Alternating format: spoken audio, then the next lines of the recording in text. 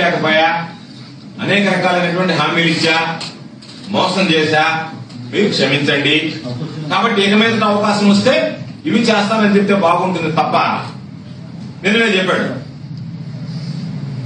చెన్నై, నెల్లూరు, తిరుపతిని కలిపి ఒక హబ్ చేస్తా చెయ్యాలనుకున్నా.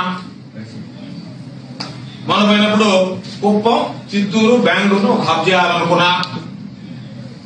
చంద్రబాబు నాయుడు ఎట్టుందంటే నేను నిద్ర లేయాలనుకున్నా, లేచి పళ్ళు తోమాలనుకున్నా, తోముకోలేదు కాబట్టి వాసన పడుతుంది, స్నానం చేయాలనుకున్నా చేయలేదు కాబట్టి గబ్బు కొట్టుకుంటున్నా.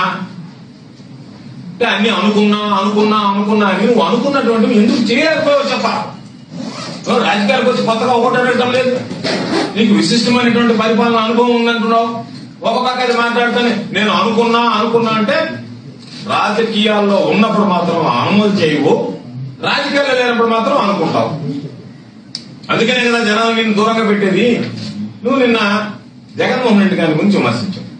సరే, రకరకాలైనటువంటి నీ కడుపు మంటంతా అధికారం నీ చేతుల్లో నుంచి జగన్మోహన్ రెడ్డి గారికి ప్రజలు ఓట్లు వేస్తే ఆయన ఏదో నీ చేతిలో చొక్కా పట్టుకుని లాక్కున్నట్టుగా మాట్లాడావు తప్ప ఒక పరిస్థితి చెందినటువంటి రాజకీయ నాయకుడిలాగా నువ్వు మాట్లాడలేదు. నేను అడుగుతున్నాను, ఎస్ నువ్వు మాట్లాడితే ఒక్కొక్క మాట చెప్పి చప్పట్లు కొట్టండి, ఇష్ట ప్రకారం మాట్లాడతావా? నోరు కదా ఉంది కదా, నేను ఏదో అచ్చోసిన ఆంబోతులాగా ఉన్నా, నేను ఏది మాట్లాడినా చెల్లుబాటు అయిపోతుందని చెప్పి రకరకాలుగా మాట్లాడావు. ఎస్ నేను అడుగుతున్నా, నీకు చాలా న్యూస్ చెప్తున్నా. నీకు దమ్ము, ధైర్యం, నీతి, నిజాయితీ నిజంగా నీ ఒంట్లో చీము నెత్తులు పారుతుంటే నా గురించి ఒక కామెంట్ చేశావు. నిన్న ఏమన్నావు?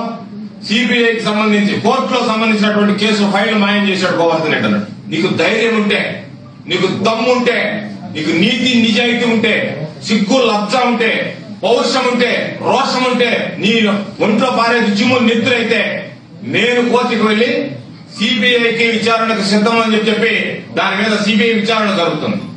నీకు ఇవన్నీ నేను చెప్పినవి ఏ ఒక్కటున్నా సరే నువ్వు ఈ రోజు కోర్టు ముందుకు వెళ్లి నీ జీవితంలో రాజకీయాల్లోకి వచ్చిన తర్వాత నేను అవినీతికి పాల్పడలేదు కాబట్టి నేను నీతిగా వ్యవహరించాను, నేను అవినీతికి పాల్పడినట్టుగా నా మీద సిబిఐ విచారణ జరపండి అని కోరేటువంటి దమ్ము మీడియా సమావేశంలో చెప్పా. నాకు ఆ ధైర్యం ఉంది.